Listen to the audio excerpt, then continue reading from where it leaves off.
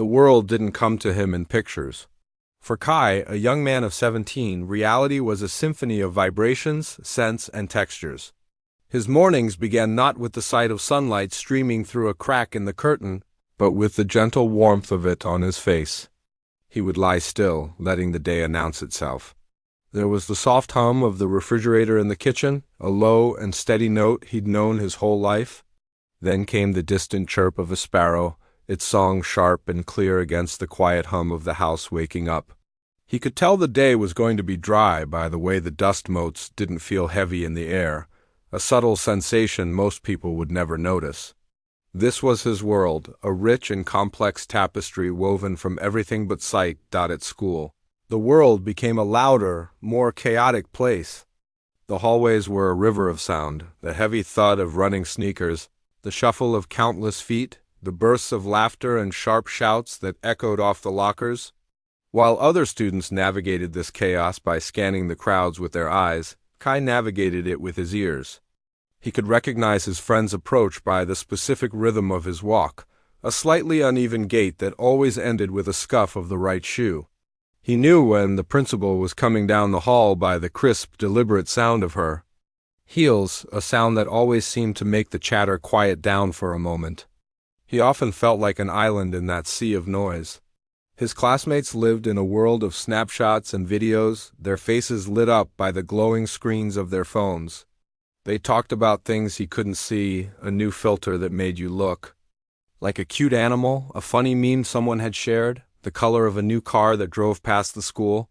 He would listen, a small smile on his face, but he could never quite be a part of that conversation. Their world was visual, fast, and fleeting. His was deep, resonant, and measured. He didn't feel sorry for himself, not really. It was just different. He had his own world, and it was waiting for him at home. The moment he stepped through his front door, the noise of the outside world would fall away, replaced by the comforting quiet of his own space. He'd drop his bag by the door, the thud a familiar sound to his mother in the kitchen. "Good day at school?" she would ask, her voice as warm and familiar as the sunlight on his face. "It was loud," he would reply, which was his simple way of saying everything. He would make his way through the living room, his hands lightly brushing the back of the familiar sofa, his feet knowing the exact number of steps to the object that was the true center of his universe. It stood against the far wall, a large, dark shape that held more color than any sunset. To him, the old upright piano wasn't just wood and strings, it was a living thing. It had a smell, a faint scent of old wood, lemon polish, and dust that settled in the corners. It had its own sounds, the gentle creak of the lid as he lifted it, the soft thump of the bench as he pulled it out, the slight buzz of a particular string that was always just a little out of tune. He ran his hands over the keys, their cool, smooth surface a comfort to his fingertips. Each one was a friend, a promise of a sound he could call upon. Sitting down, he would feel the familiar firmness of the bench beneath him. He didn't need to see the music sheets. For years, his teacher had helped him learn to read Braille music, but that was just the beginning. The real learning happened when he let the music live inside him. He would place his fingers on the keys, his body still, and just breathe. He wasn't thinking about notes or scales. He was thinking about a feeling. Today he felt the restlessness. From school, the feeling of being slightly out of step with everyone else. He wanted to turn that feeling into sound. His fingers began to move. It started slowly, a few tentative notes in a minor key, reflecting the quiet isolation he sometimes felt. The notes were like raindrops, each one distinct and clear. He wasn't just pressing keys. He was searching. He was letting the feeling in his chest guide his hands. The melody grew, becoming more complex, a conversation between his left and right hands. The low notes were the questions, the heavy, uncertain feelings. The high notes were the answers, the small moments of hope and clarity. He closed his eyes, though it made no difference, and let the vibrations travel up from the keys, through his fingers into his arms, and all the way to his heart. The music swelled, filling the small room, pushing out the silence and replacing it with his own story. It was a story of not quite fitting in, but of being okay with that. It was the sound of finding your own rhythm in a world that wants you to march to its beat. As he played, the world outside his door ceased to exist. There was no loud school, no glowing screens, no conversations he couldn't join. There was only him and the piano. He was no longer a blind boy trying to understand a visual world. He was a creator, a painter using sound as his palette. He could paint a picture of a stormy sea with crashing, dramatic chords, or a quiet meadow with soft, gentle arpeggios. Today, he was painting a picture of his own soul, and it was beautiful in its complexity. The piece reached its peak, a cascade of powerful, emotional notes that felt like a release, like a shout of joy mixed with a cry of longing. And then, as gently as it began, it softened. The storm passed, the sea calmed, and the music quieted down to a single, lingering note that hung in the air like a question finally answered. He sat there for a long time, his fingers resting lightly on the keys, the last vibration fading into the wood. He felt a sense of peace settle over him. The restlessness from school was gone, replaced by a deep, quiet contentment. This was his true language. This was how he spoke to the world, and more importantly, how the world spoke back to him. In the world of sound and silence, he wasn't just a listener. He was the one who could make the music, and in doing so, he could make anyone who listened feel exactly what was in his heart. The music room at school was Kai's favorite place in the entire building. It smelled of old wood, paper, and a faint, sweet scent of rosin from the violins that lived in their cases along the wall. It was a place of organized chaos where stacks of sheet music leaned precariously on stands and the sound of a trumpet, practicing scales, could mingle with the gentle strum of a guitar. It was here, in this sanctuary of sound, that his music teacher, Mrs. Gable, found him one afternoon. He was just finishing up, letting the last note of a simple melody fade into the air. "Kai," she said, her voice warm and full of a kind of energy that always made him sit up a little straighter. "I have something I want you to hear." He could hear the rustle of paper in her hands, the crisp, exciting sound of a new flyer. She began to read it to him, her voice full of importance. "The Citywood Youth Showcase, a chance for young musicians to perform on a professional stage, open to all instrumentalists under the age of 18. As she spoke, Kai's fingers, which had been resting on the keys, went still. A professional stage. The words painted a picture in his mind, not a visual one, but a picture made of sound and feeling. He imagined a huge room, one where his own music would feel small and lost. He imagined the sound of hundreds of people breathing, shifting in their seats, coughing. It was a terrifying thought. At home, in his living room, his music was for himself and for his mother. It was safe. Here, it sounded like it would be for judgment. "I was thinking of you the moment I saw this," Mrs. Gable continued, her voice softening as if she could sense his hesitation. "Your music has a story to tell, Kai, a story that people need to hear." He wanted to believe her. A part of him, a small, flickering flame of courage, liked the idea, but a much larger part of him was screaming no. "A big hall?"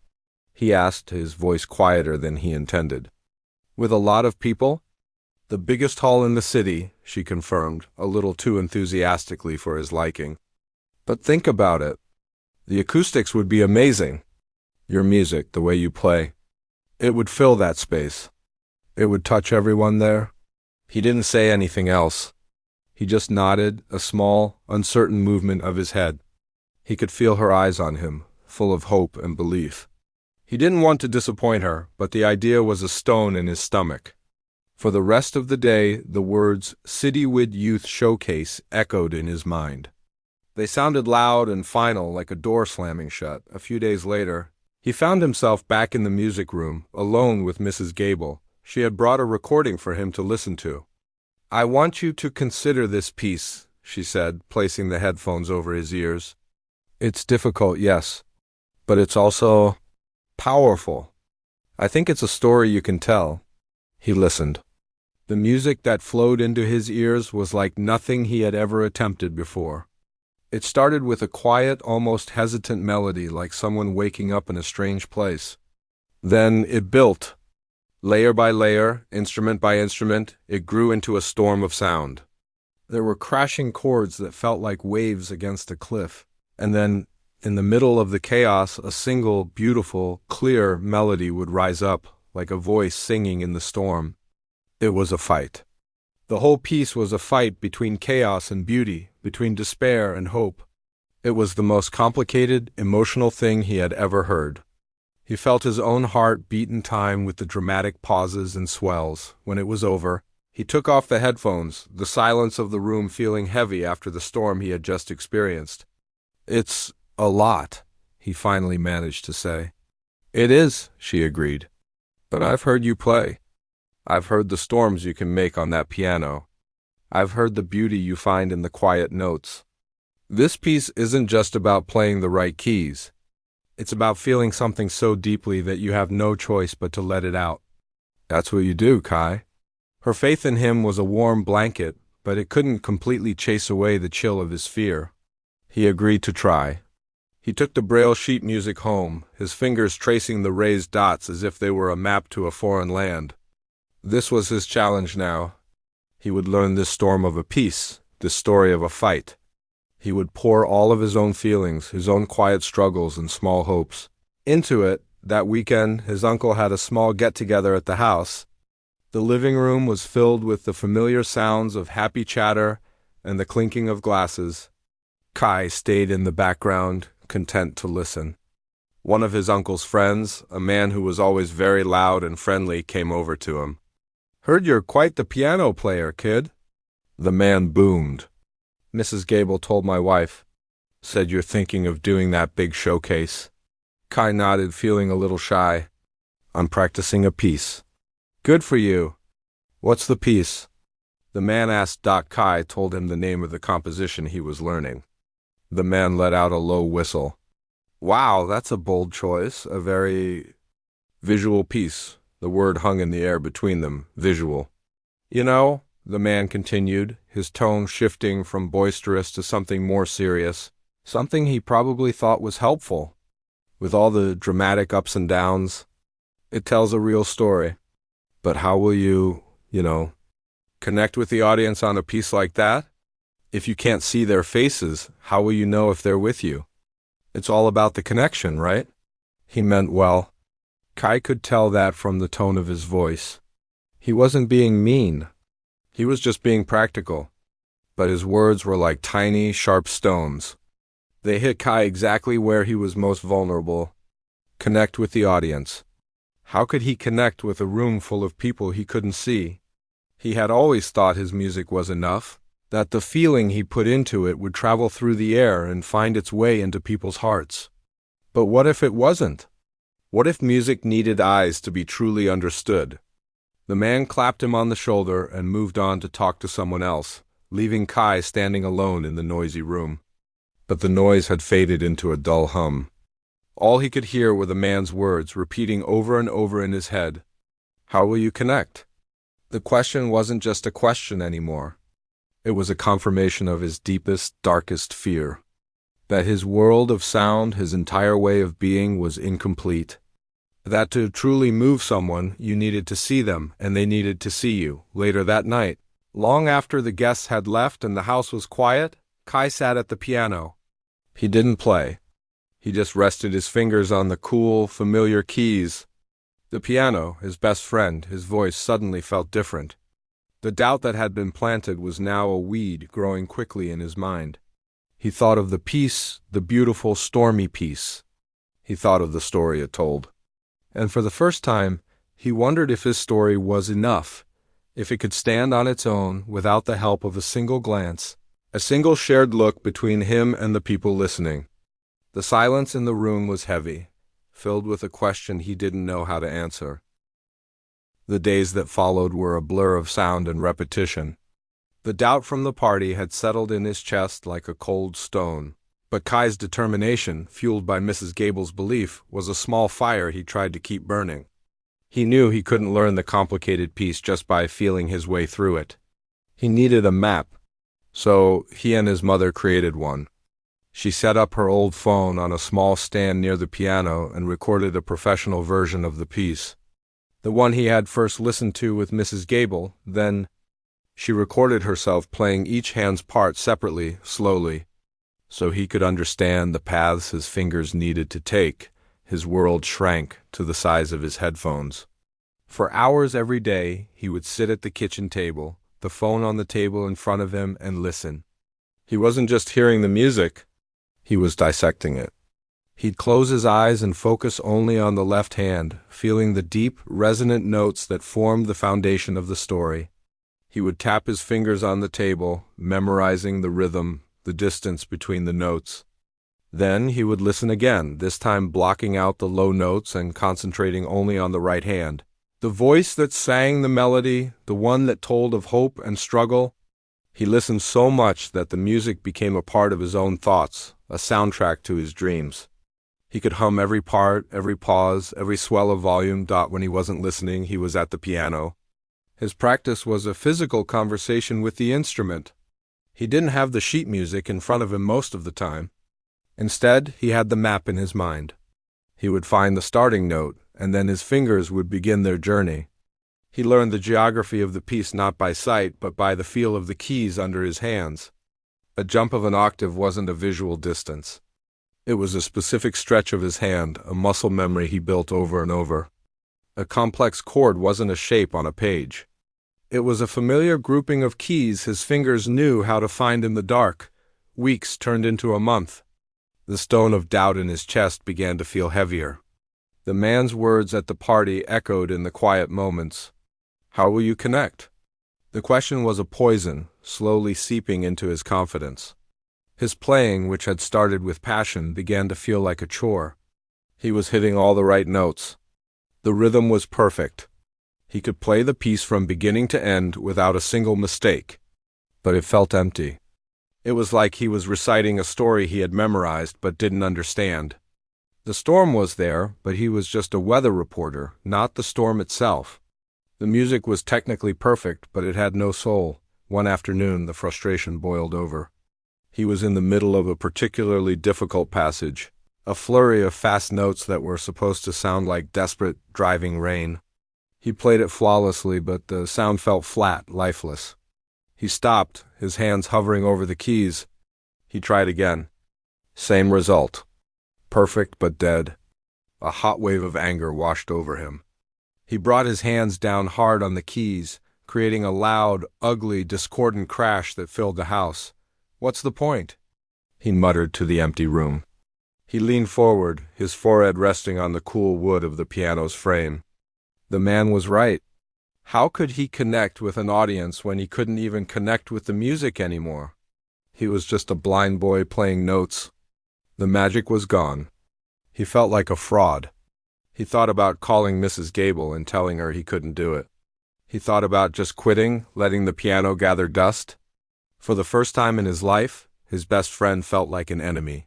He sat there for a long time, the silence pressing in on him, broken only by his own ragged breathing.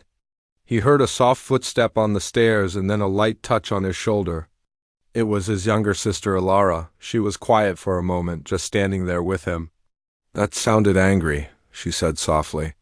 Her voice wasn't judgmental, just observational. It is, he mumbled into the wood. I can't do it. It's wrong. It didn't sound wrong a minute ago, she said. When you were playing the fast part, it sounded like rain. He lifted his head, turning slightly in her direction. It felt empty. No, she said, her voice sure. It wasn't empty. When you play, I don't just hear music. She paused, and he could hear her searching for the right words. I see colors. Kai was silent. Colors? What did that mean? When you play the happy parts, she continued, her voice getting a little excited, I see bright yellow, like the sun. And when you play the sad, slow parts, it's a deep blue, like the ocean at night. Just now, when you got angry, it was a flash of red, like a lightning bolt. The music isn't just sounds, Kai, it's pictures. For me, anyway. She squeezed his shoulder gently and then left him alone with her words. Colors. He sat back up, his hands resting on the keys again. He had always thought of music in terms of feelings, sadness, joy, anger. But he had never thought of it as a visual thing, something that could paint a picture in someone else's mind. The man at the party had said the piece was visual and that Kai couldn't connect with it.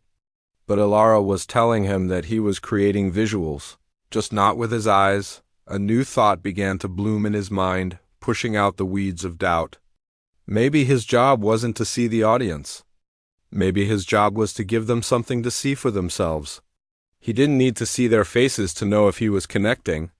He just needed to paint the picture so clearly, so full of emotion, that they couldn't help but see their own colors, feel their own feelings. He wasn't a performer trying to get a reaction.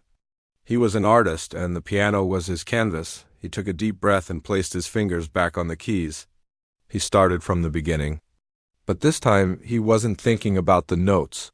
He wasn't thinking about the technique or the rhythm. He was thinking about Ilara's colors. He started the quiet, hesitant opening melody, and he painted it a soft, misty gray, the color of a foggy morning. As the music began to build, he added layers of color. The deep, low notes were a dark, forest green. The rising melody was a streak of pure, hopeful gold. He wasn't just playing the storm anymore. He was conducting it, painting it in the air. The practice that followed was no longer a grind. It was an exploration. He would play a phrase and ask himself, "What color is this? What story does this tell?" He stopped trying to perfectly replicate the recording he had listened to 100 times. Instead, he started making it his own. He added a little extra hesitation in a quiet moment to emphasize the feeling of uncertainty. He made a dramatic chord a little louder, a little more forceful, to make the lightning flash brighter. He was no longer a student learning a piece. He was a composer telling his own story, a story of finding your own colors in a world of darkness. The music was alive again, and this time it was more than just sound. It was a vision shared not through sight, but through the universal language of the heart. The night of the showcase arrived with a strange kind of quiet. At home, there was the usual hum of the refrigerator, the soft ticking of the clock, sounds that had always been a comfort to Kai. But tonight, they felt like they were happening in a different world. He was dressed in a stiff, new shirt that felt unfamiliar against his skin, and his hands were cold. The car ride to the city's grand concert hall was a journey into a land of giants. Every time the car stopped, he could hear the deep, rumbling echo of a large truck passing by, or the distant wail of a siren that sounded bigger and more important than the ones in his neighborhood. When they arrived, the first thing that hit him was the sound. It wasn't just noise. It was a presence. It was the sound of hundreds of voices all talking at once, bouncing off high ceilings and marble floors. It was a constant rolling wave of sound that made him feel very small. His mother's hand was firm on his arm, a steady anchor in the chaotic sea of people. He could hear the swish of fancy dresses, the heavy clomp of dress shoes, and the excited chatter of other young performers, their voices high with nervous energy. He was guided through a maze of corridors, the sounds changing with every turn, until they reached a small, quiet room backstage. Here, the noise was muffled, a distant rumble like a far-off storm. He sat on a simple chair, his hands resting in his lap. He didn't speak. He just listened. He could feel the vibration of the audience through the floor, a low, steady hum that was like the breathing of a great beast. A stagehand came to get him. "You're on after the next act?" the man said, his voice brisk and professional. Kai nodded, his heart starting to beat a little faster. He was led down a short hallway, and then he felt the change in the air. The temperature was warmer, and the sound of the audience was suddenly clear and sharp, no longer muffled by walls. He was at the side of the stage. He could hear the previous performer, a violinist, playing a fast and complicated piece. The notes were sharp and precise, but to Kai they sounded like a demonstration of skill, not a story. When the piece ended, there was a polite smattering of applause. Then a voice boomed through the hall, announcing his name. The moment had come. He felt a gentle hand on his back, guiding him forward. He walked out onto the stage, his footsteps feeling loud and clumsy in the sudden hush that fell over the room. The air was different here. It was still and heavy, thick with the expectation of hundreds of people. He could feel the heat of the stage lights on his face and arms. He walked carefully towards the center, his shoes scuffing softly on the polished wood. He reached the piano and ran his hand along its smooth, curved side until he found the bench. He sat down, the familiar feel of it a small comfort in this overwhelming space. He reached out and his fingers found the keys, cool and waiting. For a moment he just sat there. He could hear everything. A person in the front row coughing. The rustle of a program. The faint, squeaky sound of a door being closed at the back of the hall. He took a deep breath, pushing all of it out of his mind. He didn't think about the hundreds of pairs of eyes he couldn't see. He didn't think about the judges sitting in the dark, their notebooks ready. He thought about Ilara, he thought about colors. He closed his eyes, which made no difference, and pictured a soft, misty gray. His fingers began to move. The first notes were quiet, hesitant, like a question asked in the dark. They hung in the vast silence of the hall, each one a tiny, shimmering droplet of sound. He was painting the gray fog, the feeling of being lost and uncertain. The melody was simple and lonely. He could feel the room lean in, the collective breath of the audience held in suspense. They were listening. Truly listening, slowly he began to add more notes. The left hand entered with a low, deep pattern, a dark forest green that crept into the gray mist. The music was no longer just uncertain. It was becoming anxious. A story was starting to unfold. He could feel a shift in the atmosphere of the room. The restlessness was gone, replaced by a deep, focused attention. It was as if everyone had forgotten they were in a concert hall and had stepped into the world he was creating with sound. Then, the first flash of gold. His right hand played a short, rising melody that was full of hope. It was a single ray of sunshine breaking through the clouds. It was beautiful, but it was fragile. The dark green notes of the left hand quickly swirled back around it, threatening to swallow it whole. The music became a struggle, a fight between the light and the dark. His body began to sway with the music.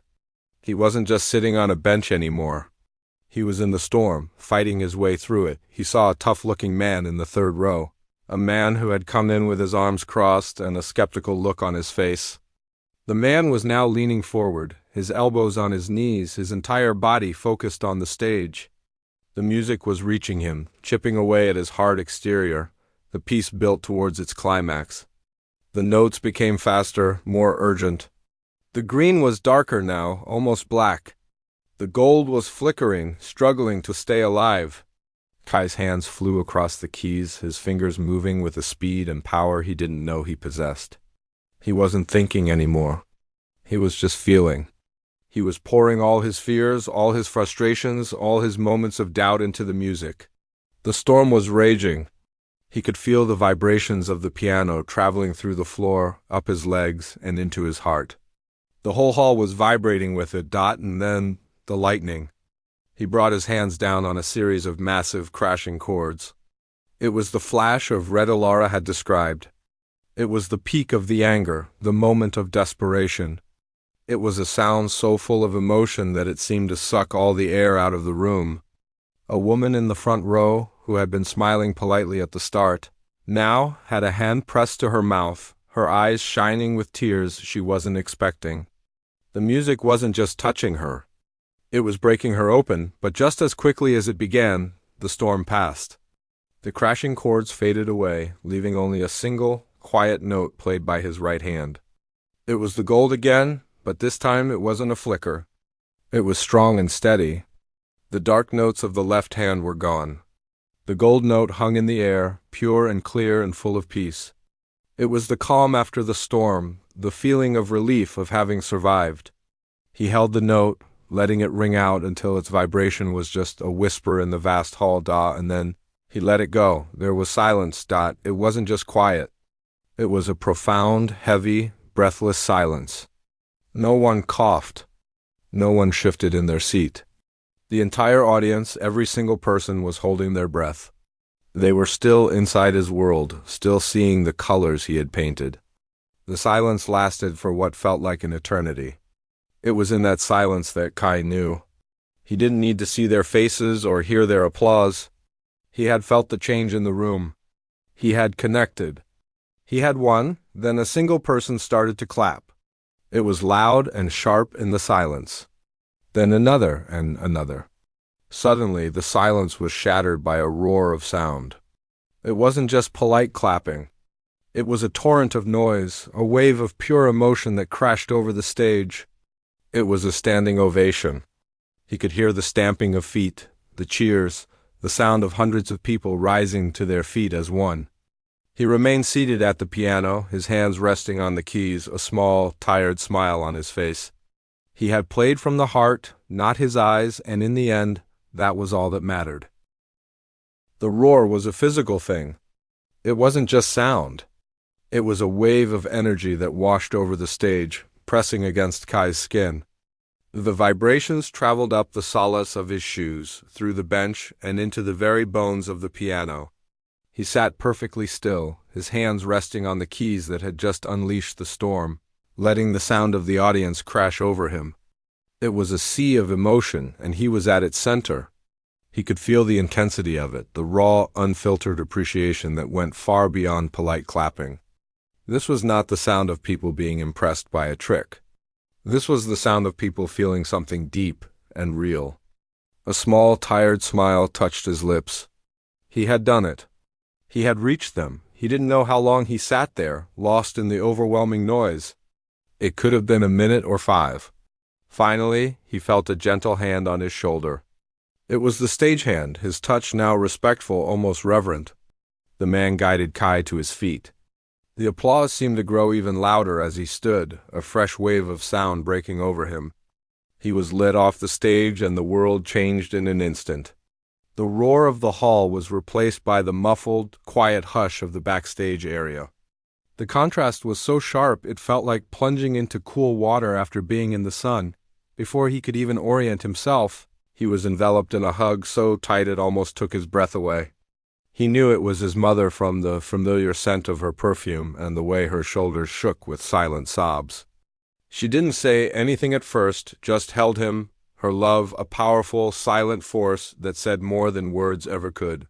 He felt her tears on his neck and he hugged her back, pouring all his own relief and joy into that single embrace. When she finally pulled back, he felt another presence. It was Mrs. Gable. He could hear her trying to speak, her voice catching. "Oh, Kai," she finally managed to say, her voice thick with emotion. She put a hand on his cheek, her touch warm and gentle.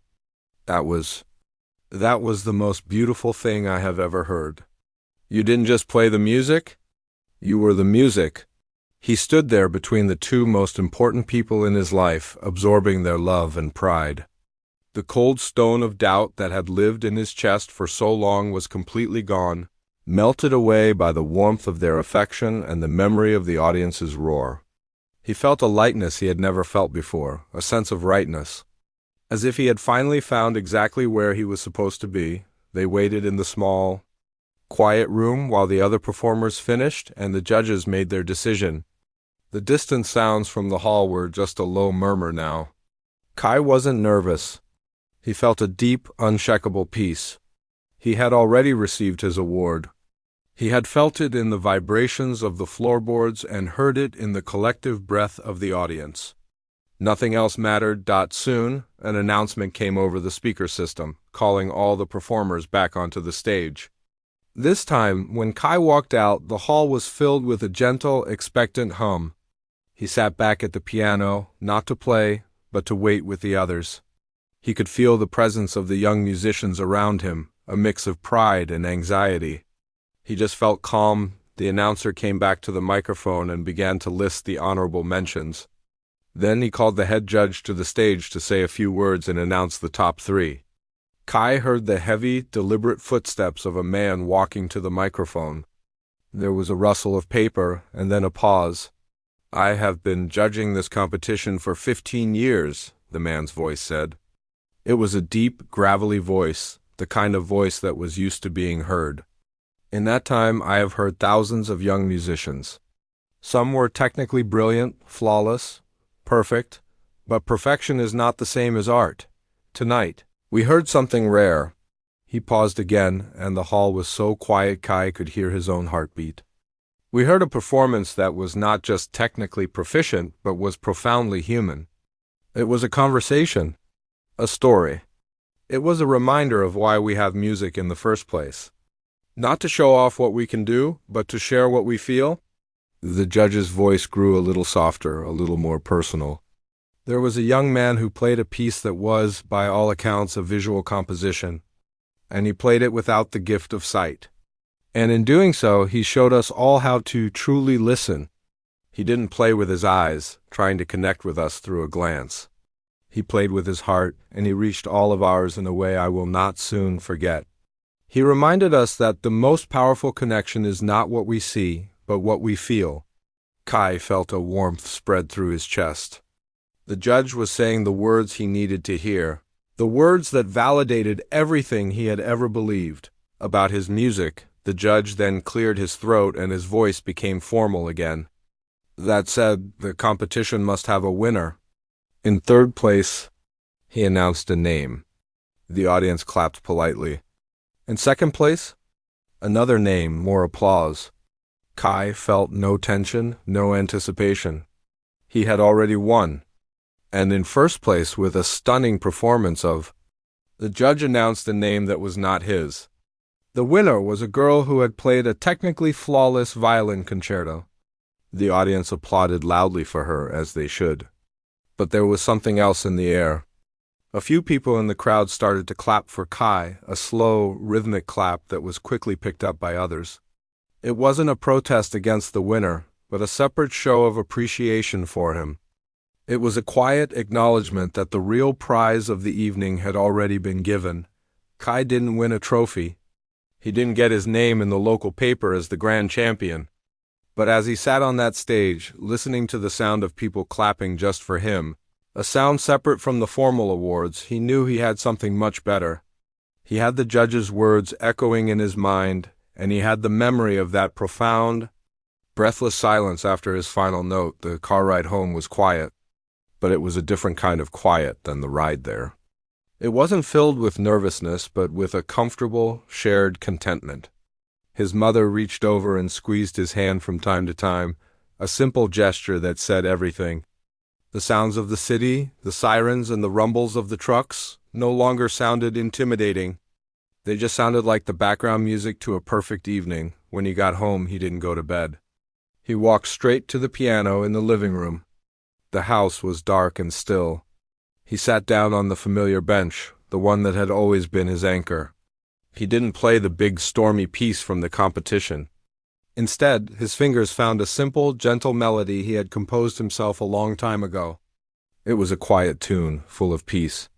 As he played, he realized that the piano was no longer just his private world, his escape from a world he couldn't see. It was his bridge. It was his voice.